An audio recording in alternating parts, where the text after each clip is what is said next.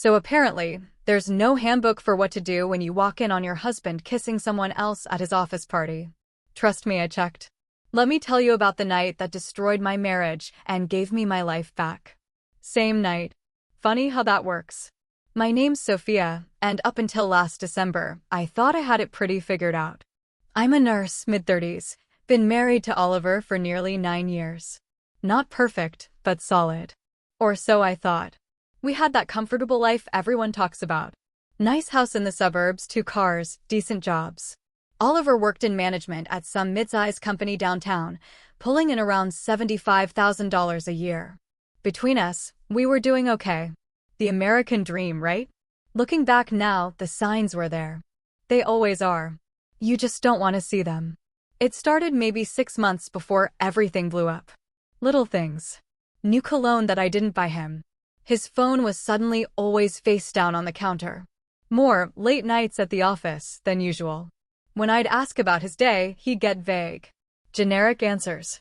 You know, same old stuff.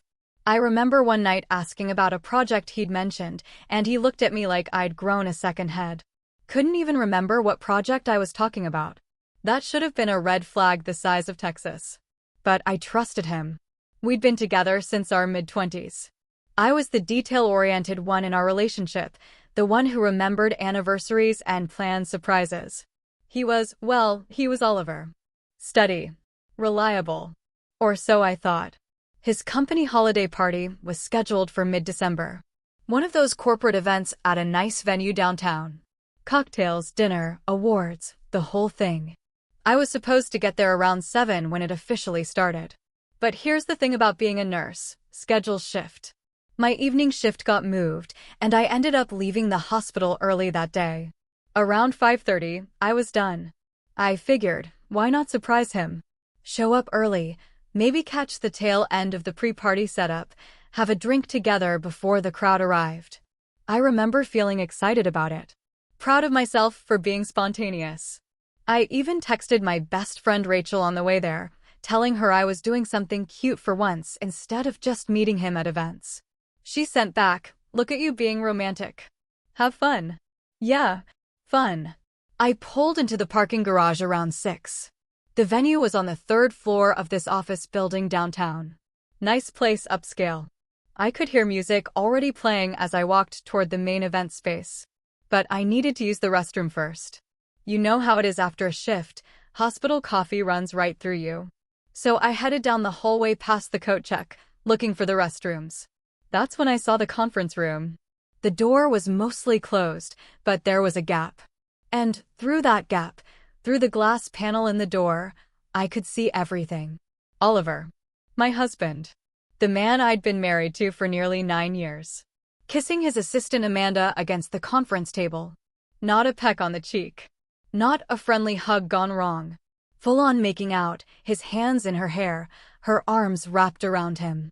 You know that feeling when your whole body just stops?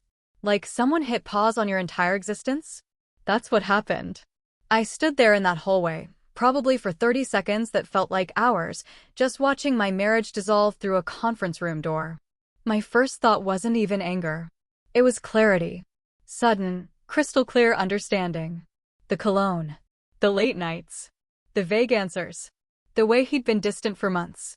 All those times I'd pushed down that nagging feeling in my gut that something was off. All of it suddenly made perfect sense. I backed away from that door slowly. Quietly. Neither of them saw me. They were too busy destroying my life to notice. I made it to my car somehow. Sat in the driver's seat, hands shaking, heart pounding so hard I could hear it in my ears. Whole body felt like ice water was running through my veins. Then the shock wore off and something else kicked in. I started my car, drove home, and got to work. Here's what nobody tells you about betrayal. The moment you know, really know, you have a choice. You can fall apart or you can get smart. I chose smart. Oliver came home around 11 that night. I was in bed, pretending to be asleep, when he slipped in beside me. He smelled like hotel soap and Amanda's perfume. Not his usual cologne. Different scent. I kept my breathing even and my eyes closed. The next morning, I woke up before him and made coffee like nothing had happened. He kissed me on the cheek before leaving for work. "Love you," he said. "You too," I replied. I meant it, actually. Past tense. Loved. As in used to. The minute his car pulled out of the driveway, I grabbed his laptop. We'd always shared passwords, the digital trust of a married couple. He'd never changed his, because why would he? I was his wife. I trusted him. Big mistake on his part. I downloaded his iCloud backup onto my laptop. All his texts right there. And oh, there were texts. Dozens of them. Messages between him and Amanda going back about 6 months. I sat at our kitchen table, my coffee getting cold, reading through the collapse of my marriage in real time. "Can't wait to see you tonight. Your wife works nights, right? Perfect timing." With a winking emoji. That one was from Amanda. Sent 3 months ago. His response: "She has no idea. She's too busy at the hospital to notice anything." I actually laughed at that one. Dark, bitter laugh that echoed in our empty kitchen. Too busy. Right. Too busy trusting my husband to notice he was cheating on me. I kept digging.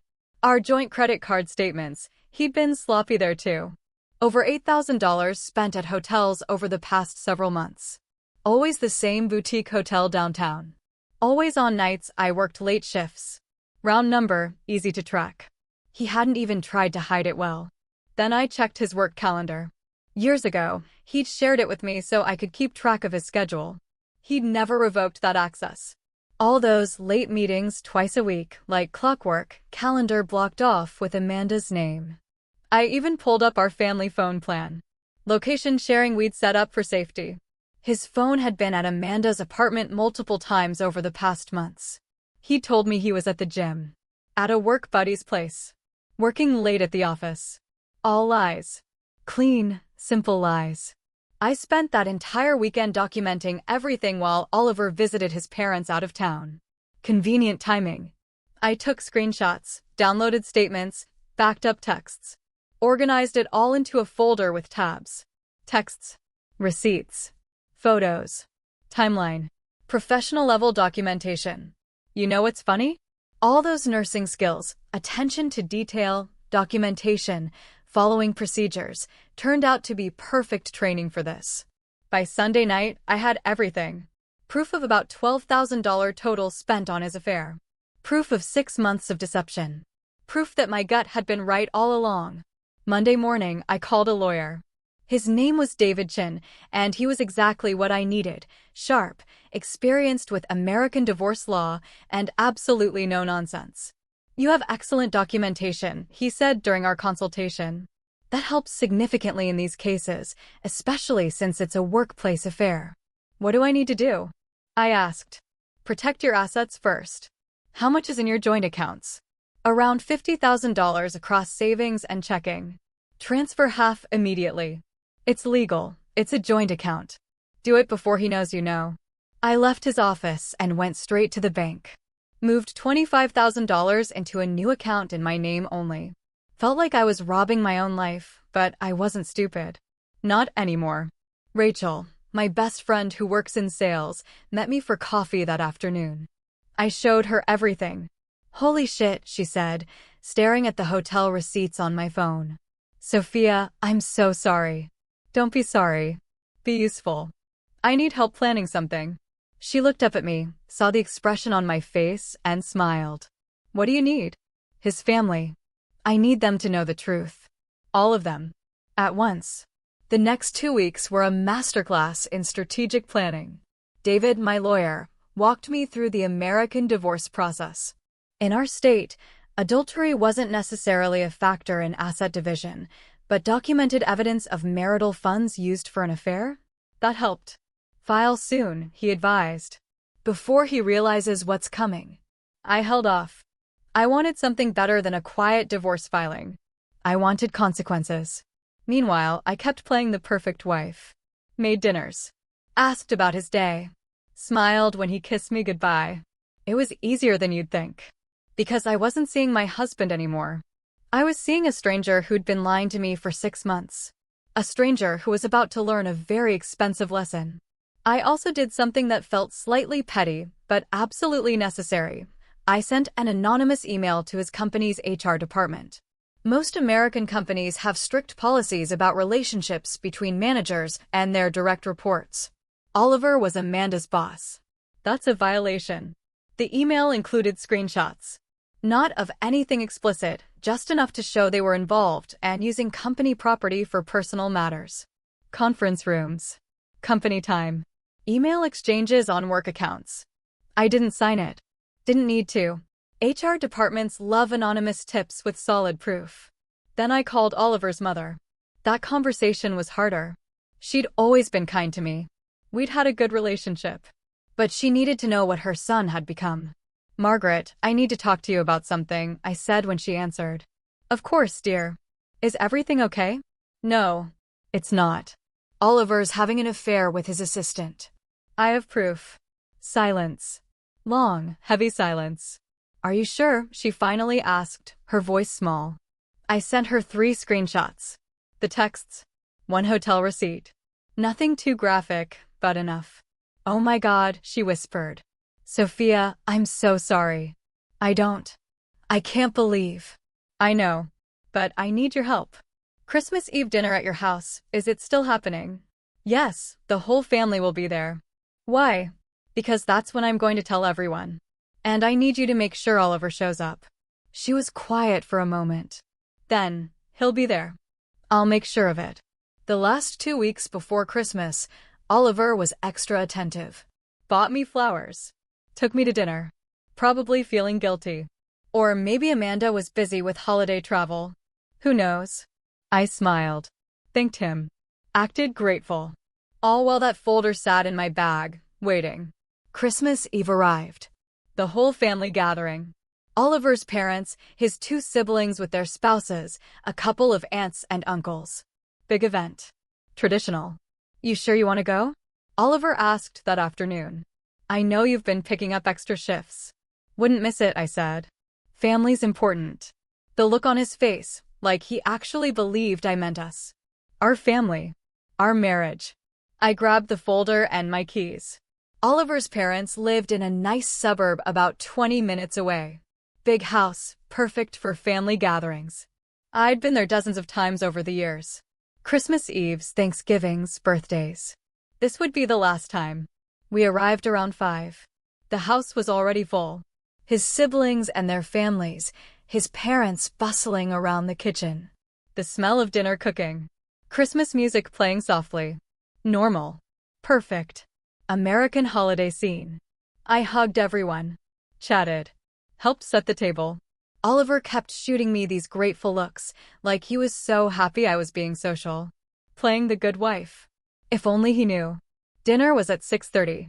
Turkey, all the sides, the works. Conversation flowed easily around the table. Someone asked about our plans for the new year. Oliver said something about maybe taking a vacation. "That'd be nice," I said, smiling. "You've been working so late lately. You deserve a break." He smiled back, reached over and squeezed my hand. Margaret, his mother, caught my eye across the table. She gave me a tiny nod. After dinner, we moved to the living room for dessert. Pie and coffee. Everyone settling in, relaxed and full. That's when I stood up. "Hey everyone," I said, voice calm and clear. "Before we do presents, I need to say something." The room went quiet. All eyes on me. Oliver looked confused.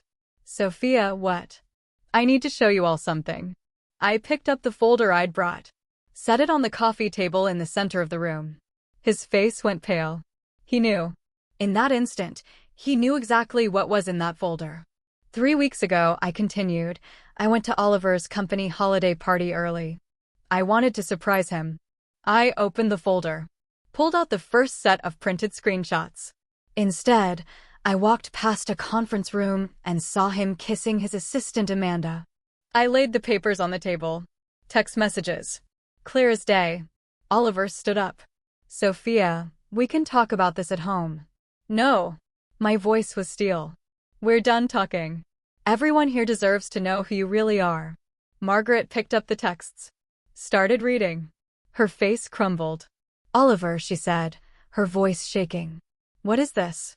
"Mom, it's not, it was just." "Just what?" I asked. Just the dozens of hotel visits? Just the 6 months of lying. I laid out the credit card statements next. Page after page of hotel charges. His dad picked them up, his face darkening. Son, is this true? I can explain. Then explain. I crossed my arms. Explain the $8,000 in hotel charges. Explain the text saying I'm too busy to notice. Explain why you told her you loved her. The room was completely silent. Oliver's brother was staring at him like he'd never seen him before. His sister had tears in her eyes. It was a mistake, Oliver finally said, his voice desperate. One mistake. We can work through this. One mistake. I actually laughed. Really? That's what you're going with? I pulled out my phone. Pulled up his location history. One mistake doesn't show up at Amanda's apartment multiple times a week for months. One mistake doesn't spend thousands of dollars on hotel rooms. One mistake doesn't text, "Can't wait to see you tonight," while kissing his wife goodbye. His sister spoke up. Oliver, you've been lying to her for 6 months? It's complicated. No, I said. It's actually really simple. You chose to cheat. You chose to lie. You chose to spend our money on your affair. Those were choices. Oliver's dad stood up. He was a big man, former military, not someone who showed emotion easily. But his hands were shaking. Oliver, he said, voice low and dangerous. Tell me right now. Did you do this? Oliver's shoulders sagged. He looked around the room at all the faces staring at him. His family. The people who'd always believed in him. Yes, he whispered. I did.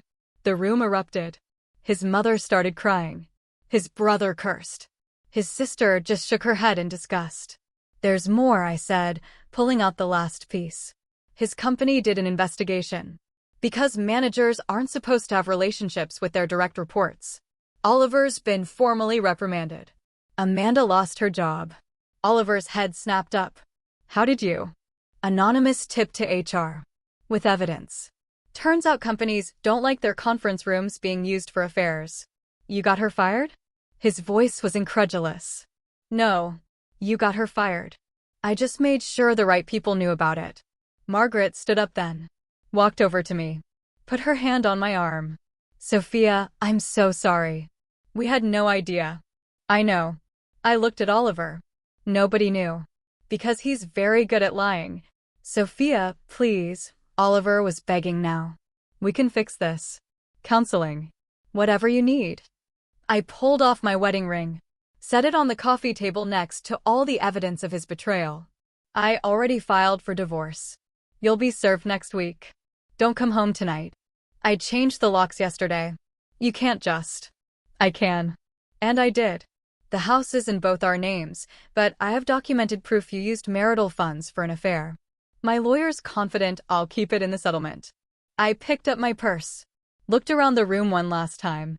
Merry Christmas, everyone. Sorry to ruin dinner. But I thought you should know. I walked toward the door. Oliver tried to follow.